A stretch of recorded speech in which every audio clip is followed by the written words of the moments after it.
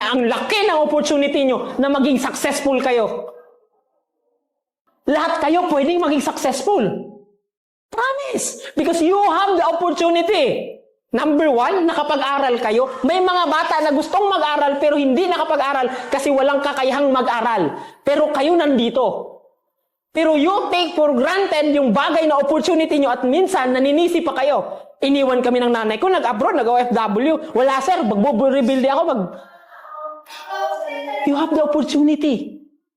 But the question is, anong ginagawa ninyo sa opportunity na mayroon kayo? Yes, biktima po tayo lahat. Lahat po tayo biktima.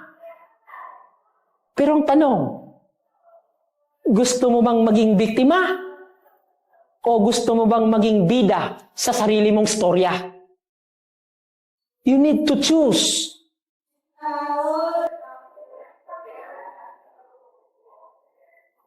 For example, naguyab ka, nabuntis ka. Ibang tao magsasabi sa'yo na maagang nag-asawa. Tapos iniwan ang asawa niya, naging single mother. Pinag-uusapan ka ng iba. And you always say, sir, judgmental sila. Ha? Judgmental sila? Ito yung tanong. Pwede mo bang baguhin yung ibang tao na nagja-judge sila? Hindi. But in the end, sino bang nagpabuntis? Sino? Siya. Sinong tumanggap sa lalaki na pinili niya at iniwan siya? Siya. Ang tanong, sinong may kasalanan? Yung nagja-judge ba? Hindi po. Ikaw na pumili sa kanya na yung tao pinili mo, hindi pala karapat-dapat para sa'yo. Pero ang tanong, isisisi mo na lang ba kay single mother ka, hanggang doon ka na lang? No! Maybe hindi niyo ako naiintindihan ngayon. Promise. Pero pagdating ng araw,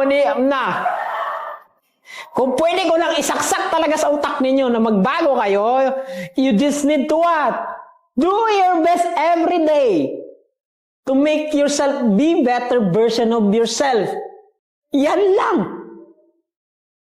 Ang tanong ko, gusto mo ba uli maranasan ng anak mo yan? Yung naranasan? Sobrang sakit, tama? So if you want, kung hindi mo na gusto, be the best version of yourself. Bakit? Pag nabuntis kayo, itong tandaan nyo boys, girls, alam nyo ba na 50% ng pagkatao ninyo, ng genes ninyo, binibigay ninyo sa anak ninyo? So ibig sabihin kung masamang tao ka, masamang tao rin yung anak mo, pwede siyang magbago pag pinili niyang magbago. Pero dumadaloy na yung dugo mo, yung dugo ng asawa ninyo, sa anak ninyo. If you want na what? Matalinong anak, mabait na anak, masipag na anak, yes, pwede yung naituturo. Pero mas madaling turuan yung anak kung yung pinanggalingan niya, yung genes na nanggaling sa nanay at tatay niya, mabait na, matalino na, masipag na. Pero kung kayo, ang ibibigay nyo sa anak ninyo is yung barong-badong kayo, yung walang planong kayo, walang future na kayo. At laging nadidepress kasi walang ginagawa sa buhay ninyo. Huwag nyong sisihin yung anak ninyo kung kapareho ninyo silang mag-isip. Because tandaan ninyo, you build your son. You build your daughter.